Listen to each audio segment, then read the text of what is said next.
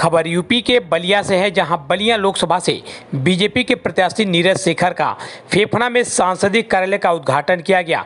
जहां उद्घाटन के दौरान यूपी सरकार के मंत्री अनिल राजभर ने सरेआम मंच से लोगों से आह्वान करते हुए दावा किया कि सबसे ज्यादा आरक्षण पर अगर किसी ने डाका डालने का काम किया है तो वह समाजवादी पार्टी की सरकार है।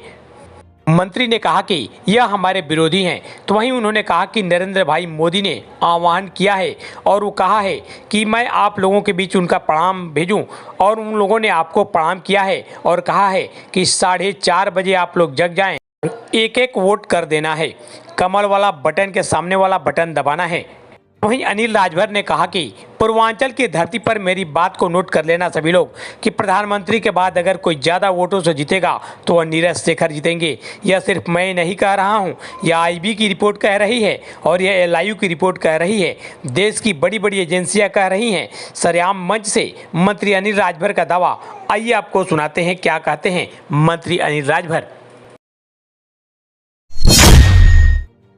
समाजवादी पार्टी, कांग्रेस पार्टी, ये एनडीए गठबंधन, ये बहुजन समाज पार्टी के लोग जब इन लोगों को कुछ नहीं मिला तो आज किस बात की दुहाई दे रहे हैं? जांच की दुहाई दे रहे हैं, ये आरक्षण की दुहाई दे रहे हैं। आज इनका संविधान खतरे में नजर आ रहा है। मैं आप सब लोगों से पूछना चाहता हूं कि 2014 से लेकर आज तक देश के अंदर मोदी जी की सरकार प्रचंड बहुमत के साथ चल रही है। पूर्ण बहुमत की हमारी सरकार है। किसी ने आरक्षण को छूने की हिम्मत किया है क्या? संविधान खतरे में नहीं है, खतरे में है समाजवादी पार्टी, खतरे में है कांग्रेस पार्टी, खतरे में है बहुजन समाज पार्टी। उत्तर प्रदेश की जनता में कहना चाहता हूं कि 2014 में मोदी जी के नाम की लहर थी, 2019 में मोदी जी के नाम की आंधी चली, लेकिन मैं पूरे उत्तर प्रदेश में घूमकर आया हूं। आपसे कहना चाहता हूं कि इस बार मोदी जी के नाम की सुनामी चल रही है और इस Samajwadi party, Bahujan Samaj party, Congress party के लोगों को डर है हम खत्म न हो जाएं, उनको अपने मिटने का डर है और संविधान का सहारा ले रहे हैं। सजग हो जाइए इस बहुरूपियों को।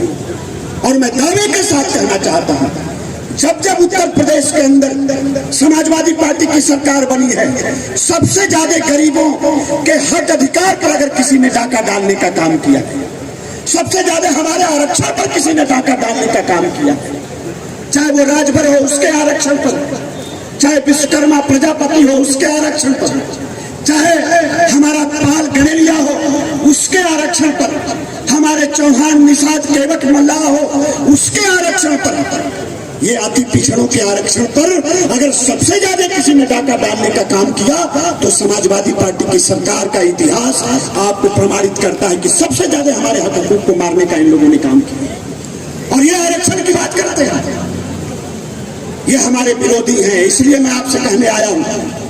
और नीरज भाई जीत रहे हैं कि हमारे नौजवान जिस तरह से नारा लगा रहे हैं, और मैं 5 घंटे से मैं सुन रहा हूं कि 5 घंटे से आप सब लोग यहां पर बैठे हैं। मेरी बात नोट कर लेना, पूर्वांचल की धरती पर प्रधानमंत्री जी के बाद अगर सबसे ज्यादा वोट से कोई जीतेगा तो भाई नीरज शेखर जी की विजय होगी। और ये मैं सिर्फ अपनी बात नहीं कह रहा हूं,